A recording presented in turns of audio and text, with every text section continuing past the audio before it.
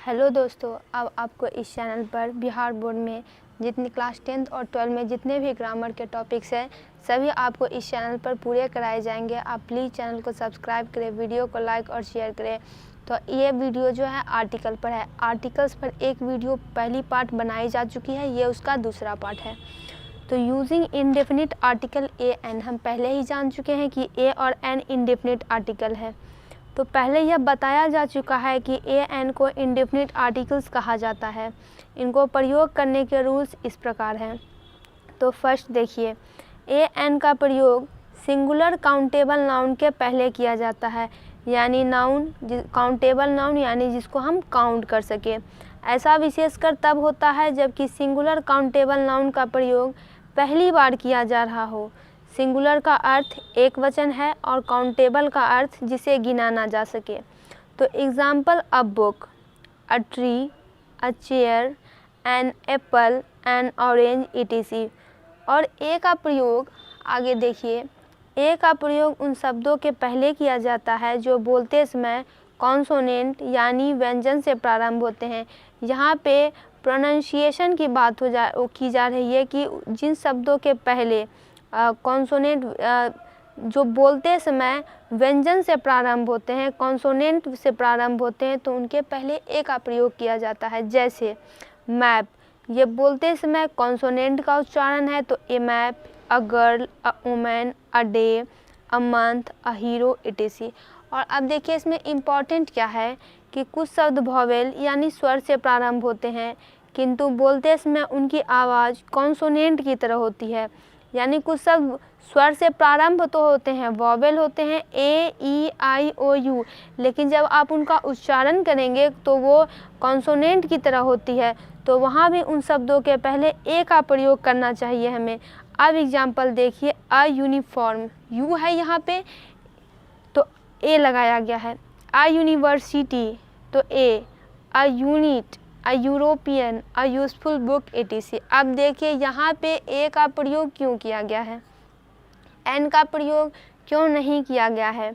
तो ऊपर लिखे शब्द uniform, university, unit, European, useful book etc एक वॉवेल से प्रारंभ हो रहे हैं, किंतु ये देखिए ये वॉवेल है ए ई आई ओ यू, लेकिन जब हम बोलते हैं तो उनका उच्चारण वाई यू की तरह होता है। यो में दीर्घकार दिया गया है। यूनिफॉर्म का उच्चारण यूनिफॉर्म यानी YOONIFORM की तरह किया जाता है। चूँकि उच्चारण वाई यू यानी एक कॉन्सोनेंट से आरंभ होता है तो इसलिए इसके पहले ए आता है। यही नियम बाकी दूसरे ऊपर लिखे शब्दों पर भी लागू होता है। आप इसे एक और तरीके से समझ सकते हैं कि यूनिफॉर्म अगर आप हिंदी में लिखें तो यो दुर्गु का, नौदुर्गी का, फ़ा का, म पर रेफ, तो इसका पहला शब्द यू है। यू को और अगर तोड़ें तो बनता है य प्लस दीर्घऊ। तो इस प्रकार इस शब्द को बोलते वक्त य पहले और दीर्घऊ बाद में आता है। चूँकि यह पहले आता है और वह एक व्यंजन है यानी कॉन्सोनेंट है, इसलिए इसके पहले ए आएगा ना कि एन। यहाँ बताना यह भी ज़रूरी है कि ए एन का प्रयोग सिर्फ नाउन से पहले ही नहीं होता है।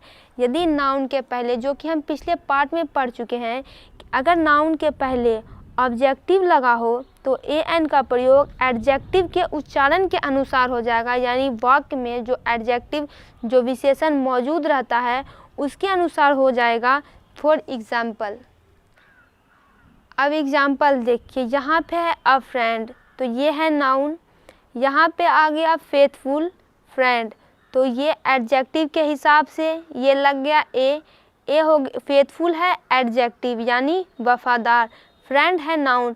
अब एडजेक्टिव के हिसाब से यहाँ पे ए लग गया। दूसरी बार आते हैं, अ फ्रेंड ये भी नाउन है, फ्रेंड यहाँ भी नाउन है, लेकिन यहाँ पे फेथफुल की जगह अनफेथफुल आ गया। तो साउंड कीजिए, अनफेथफुल क्या आ रहा है तो ये हो जाएगा एन। एन की वॉवेल की यहाँ पे आ रही है साउंड तो ये हो जाएगा एन। अनफेथफुल क्या है, एडजेक्टिव यानी विशेषण। और विशेषण के हिसाब से अब देखिए फ्रेंड तो नाउन था, लेकिन इसके हिसाब से यहाँ पे आर्टिकल क्या लगना चाहिए, अ फ्रेंड लगना चाहिए, लेकिन आर्टिकल तो लगा नहीं नाउन के हिसाब से। अब आ गया सामने में एडजेक्टिव विशेषण, तो विशेषण के उच्चारण के हिसाब से यहाँ पे आर्टिकल आ गया एन। यही एग्जाम्पल यहाँ पे समझा रहा है। आगे देखिए, यहाँ अनफेथफुल के साथ आर्टिकल एन का प्रयोग हुआ है क्योंकि उच्चारण के समय वॉवेल पहले आता है। इस प्रकार आर्टिकल का प्रयोग नाउन अथवा नाउन से पहले लगे एडजेक्टिव के अनुसार होगा। तो देखिए, अगर नाउन वाक्य में रहे तो नाउन के हिसाब से आर्टिकल लगा देंगे, लेकिन अगर नाउन के पहले एडजेक्टिव लगे, जैसे कि यहाँ पे लगा, तो एडजेक्टिव के हिसाब से आर्टिकल्स लगेगा। दूसरा रूल है कि एन का प्रयोग उन शब्दों के पहले किया जाता है जो उच्चारण करते समय वॉवेल से प्रारंभ होते हैं। आप उच्चारण पे ज़्यादा फोकस कीजिएगा क्योंकि उच्चारण का यहाँ पे बहुत महत्व होता है कोई भी आर्टिकल्स को भरने में।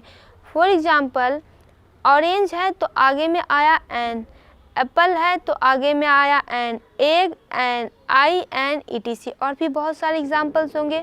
तो अब देखिए, ऊपर लिखे नियम के अनुसार एन का प्रयोग उन्हीं शब्दों के पहले किया जाता है जो कि वॉवेल से प्रारंभ होते हैं। वॉवेल कौन कौन है, तो ए, ई, आई, ओ, यू, परंतु कुछ शब्द जो कि एच से प्रारंभ होते हैं और जहां एच साइलेंट यानी उच्चारण रहित होता है, लिखा तो रहता है लेकिन हम उनका उच्चारण नहीं करते हैं, वहाँ भी शब्दों के पहले एन का प्रयोग किया जाता है। तो आप उच्चारण पे फोकस कीजिएगा। एग्जाम्पल भी बताया गया है, आवर है, आप कभी हावर इसको नहीं पढ़ते होंगे क्योंकि यहाँ पे एच साइलेंट होता है, तो आवर पढ़ते हैं, तो हो जाएगा एन आवर। उच्चारण क्या हो रहा है, यहाँ पे उच्चारण है वॉवेल की।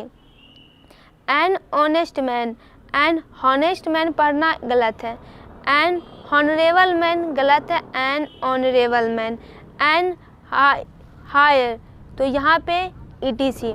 तो देखिए, ऐसा इसलिए कि हावर शब्द में एच साइलेंट है, इसलिए हावर के पहले एन आता है, क्योंकि हावर पढ़ते नहीं है, आवर पढ़ते हैं, उच्चारण आवर होता है। यहाँ हावर लिखने में एच आता है परंतु बोलते वक्त एच साइलेंट हो जाता है और इस शब्द को आवर बोलते हैं। बोलते वक्त पहला शब्द अक्षर आ वॉवेल है, आवर। देखिए यहाँ पे हिंदी में अगर आपको नहीं समझ आए तो आप उसको फटाफट हिंदी में लिख लीजिए। देखिए, आ वॉवेल है इसलिए इसके पहले एन लगता है। यही नियम बाकी दूसरे ऊपर लिखे शब्दों पर भी लागू होता है। यहाँ पे कुछ इम्पॉर्टेंट पॉइंट्स आपको दिए गए हैं या आपको नोट करना है। तो देखिए, ए और एन का प्रयोग, ए एन के प्रयोग के लिए यह महत्वपूर्ण नहीं कि बोलते वक्त कॉन्सोनेंट से आरंभ हो रहा है या वॉवेल से, बल्कि महत्व इस बात का है कि उच्चारण के समय कि शब्द की शुरुआत की आवाज़ कॉन्सोनेंट की तरह है या वॉवेल की तरह। यानी जिस वक्त हम उच्चारण कर रहे हैं उसकी आवाज़ उस वक्त कैसी है, कॉन्सोनेंट है या वॉवेल है। इसलिए हमें ध्यान रखना चाहिए कि ए और एन का प्रयोग आवाज़ पर आधारित हो, न कि उस अक्षर पर जिससे कि लिखने में शब्द शुरू होता है। तो ये एक बहुत ही इम्पॉर्टेंट बात है, आप इसको फ़ौरन नोट कर लीजिए। अब यहाँ है सम इलस्ट्रेशंस फॉर यूजेज ऑफ ए और एन।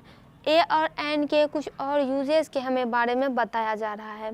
तो ए एन का प्रयोग किसी सिंगुलर काउंटेबल व्यक्ति या वस्तु या स्थान के बारे में बताने के लिए किया जाता है।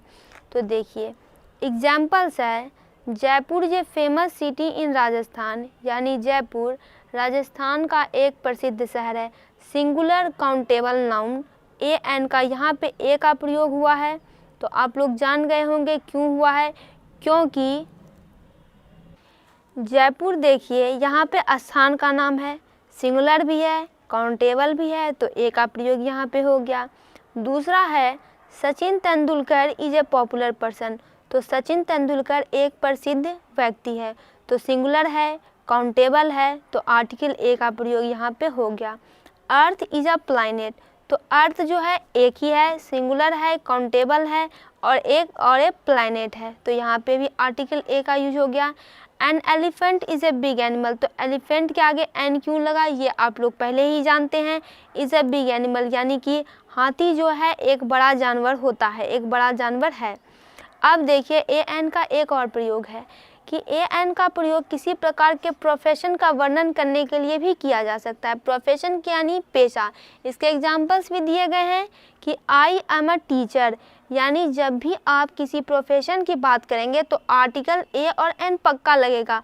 अगर आप आर्टिकल नहीं लगाते हैं तो सेंटेंस गलत होगा। जैसे कोई कह दे कि आई एम टीचर, तो ये सेंटेंस गलत है, क्योंकि अगर आप प्रोफेशन की बात कर रहे हैं तो आपको आर्टिकल लगाना पड़ेगा। He is a doctor, not he is doctor. I am an architect, an क्यों लगा ये आप लोग जानते हैं, तो आई एम अगर आर्किटेक्ट कहें तो ये गलत होगा। Samuel is an engineer, not Samuel is engineer. Engineer के पहले एन का प्रयोग लगा है, क्योंकि एन का प्रयोग उसी के पहले होता है जो कि वॉवेल साउंड से स्टार्ट करते हैं, जिसके उच्चारण वॉवेल से होती है। तो यहाँ पे एन लग गया इंजीनियर के बाहर। तो देखिए ये आर्टिकल्स का दूसरा लेक्चर कंप्लीट हुआ। आप इसके एक्सरसाइज को देखिए और आप इस एक्सरसाइज को बनाने की प्रयास कीजिए। ये एक्सरसाइज हम चाहें तो अभी तुरंत आपके लिए बना सकते हैं, लेकिन आप इसका एक बार प्रैक्टिस कीजिए। इससे रिलेटेड वीडियोस के लिए चैनल को सब्सक्राइब करें, वीडियो को ज़्यादा से ज़्यादा लाइक और शेयर करें ताकि हमें कुछ सपोर्ट मिल सके।